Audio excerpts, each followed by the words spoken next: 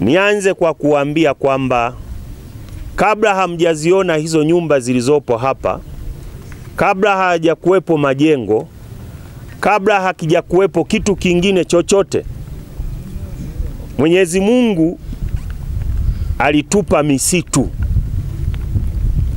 Kwa misitu hii, uwepo wake miti ambayo tunaiona, miti asili, na ambayo wanasayansi wameidevelop mpaka sasa tunaipanda, haikuja kwa sababu ya bahati mbaya. Maisha yetu kwa asilimia kubwa yanategemea misitu. Na katika shughuli za kibinadamu ambazo tumekuwa nazo, ndizo zilizopelekea uharibifu wa mazingira.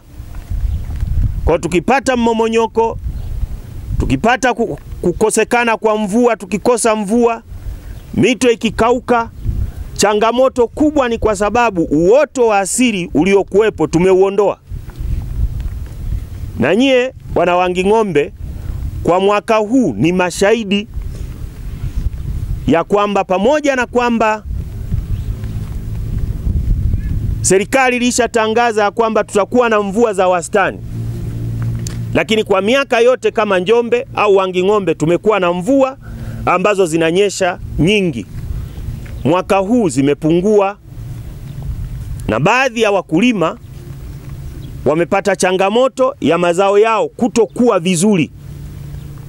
Kwa tuko katika jukumu hili muhimu sana, nimeona kwanza nianze ili mrejee tulikotoka kwenye utunzaji na uharibifu wa mazingira au misitu ambayo ilikuwepo ya asili, na ambayo wakati mwingine tuliipanda nayo kwa namna moja au ingine tumeivuna pasipo kuirudishia miti mingine. Watoto wangu nyie ni watu muhimu sana. Baba zenu sisi tushaharibu, mama zenu washaharibu katika swala la mazingira, na tuko hapa kwa ajili ya kuwapa elimu, lakini na kusisitiza kuhusu umuhimu wa upandaji wa miti na faida ambazo tunaweza kuzipata. Na ndio maana niliwaita baadhi yenu, sitaki kurejea faida ambazo wamezisema, lakini nisisitize katika jambo muhimu ya kwamba swala la kupanda miti ni jambo moja, na swala la utunzaji wa miti ni jambo lingine. Maelekezo ya serikali kupitia ofisi ya makamu wa rais Mheshimiwa Dr. Isidori Mpango ni kwamba kila halmashauri ipande miti isiyopungua 1,500,000. Na kwa halmashauri yetu ya Wanging'ombe tumekuwa tukifanya hilo. Tumekuwa tukipanda hiyo miti. Changamoto ambayo tunayo ni utunzaji wa hiyo miti ambayo tunaipanda tangu sera hiyo ianzishwe. Nyie ninawaomba sana mkawe mabarozi katika nyumba, mkawe mabarozi hata mtakapomaliza shule, mkawe mabarozi hata mnapokuwa likizo. Kwa mmoja mmoja kwamba tukishapanda mti ni lazima huo mti ukue. Mwaka jana nyie ni mashahidi ya kwamba upande wangu wa kulia mahali pale mlipanda miti, na nimefurahi kuiona kwamba ile miti bado ipo, mnaendelea kuitunza. Na hii tunayokwenda kuipanda katika siku hii ya leo, nayo tunaamini ya kwamba mtaitunza, itakuwa. Lakini niwaongezee jambo lingine, na kwamba serikali imewekeza fedha nyingi sana katika bwawa la Mwalimu Nyerere au Stiegler's Gorge. Bwawa lile linazalisha umeme, na fedha zilizowekezwa pale ni zaidi ya shilingi trilioni 6.5. Bwawa hilo linazalisha umeme ambao ni megawati 2115. Lakini sisi kama wilaya ya Wanging'ombe katika siku hii muhimu, tunapopanda miti hii italeta maji, tutatunza pia vyanzo vya maji, na maji yanayotoka mahali hapa, naomba msaidieni,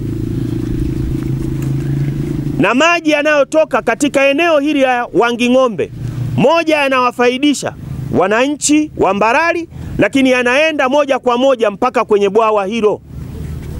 Kwa watoto wangu, wanafunzi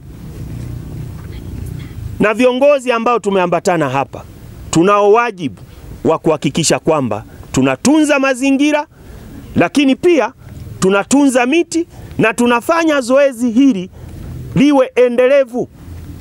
Kwa leo tuko hapa, sisi ni kama chachu tu au ni catalyst ya kuchochea, lakini jukumu la mmoja mmoja kuendelea kupanda miti ni muhimu zaidi. Kama tulivyosikia, kauli mbiu ya kidunia inasema misitu na chakula, kwamba misitu ikihifadhiwa vizuri ni kwamba kutakuwa na mvua, lakini pia kutakuwa na maji yanayotiririka ambayo yanaweza kutusaidia pia kwenye kilimo, kwa maana ya kufanya kilimo cha umwagiliaji. Kwa hivyo kidunia hiyo ndio kauli mbiu ambayo inasema kwamba misitu na chakula. Kwa hivyo kuna uhusiano mkubwa kumbe sasa kwamba misitu kama ikihifadhiwa vizuri inaweza ikasaidia sana kwenye kuendeleza sekta ya kilimo. Lakini kwenye kauli mbiu ile ya kwetu ya Tanzania inasema ongeza thamani ya mazao ya misitu kwa rasilimali kwa kizazi cha sasa na kijacho. Kwa maana ya kwamba kama tukipata mazao mazuri ya misitu tukawa tunaongezea thamani, kwanza tutaongeza aina mbalimbali za bidhaa na huduma, lakini pia itatusaidia pia kupata masoko mazuri. Nimesikia kwamba kuna wakulima wengi wa miti hapa wanavuna miti ikiwa michanga. Unapovuna miti ikiwa michanga unapunguza ule ubora wa mbao au na bidhaa nyingine. Kwa hivyo ni vizuri sana ugani au elimu ikaendelezwa ili wananchi wetu waweze kuvuna miti ambayo imekomaa, kwa sababu miti ambayo haijakomaa ikiingia sokoni inakuwa ni vigumu kutofautisha kwamba hii mbao ni ya mti mchanga au mbao hii ni ya mti uliokomaa. Kwa hivyo ni vizuri sana wale maafisa wa ugani wakaeneza hiyo elimu ili tuweze kupata bidhaa ambazo zina ubora unaostahili. Lakini swala lingine, nimesikia pia kwamba mnafanya shughuli za ufugaji nyuki. Miti na misitu pamoja na sekta ya nyuki ni vitu ambavyo viko pamoja. Kama nilivyosema, mimi natoka idara ya misitu na nyuki, kwa hivyo ni vitu ambavyo vinategemeana sana. Ni wasihi na niwaombe kwamba maafisa wa ugani tuzidi kuwaelimisha wananchi waweze kufuga nyuki ili hatimaye tuweze kupata misitu ambayo ndani yake kuna nyuki, kuna ufugaji nyuki. Tunaambiwa kwamba uchavushaji wa miti na hata mimea unafanywa na mdudu nyuki kwa 80%. Kwa hivyo hiyo 20% iliyobaki ndio ambayo inafanywa na wadudu wengine. Kwa hivyo mdudu nyuki anasaidia sana kwenye kuendeleza mimea na hasa misitu, lakini pia hata kwenye kilimo pia.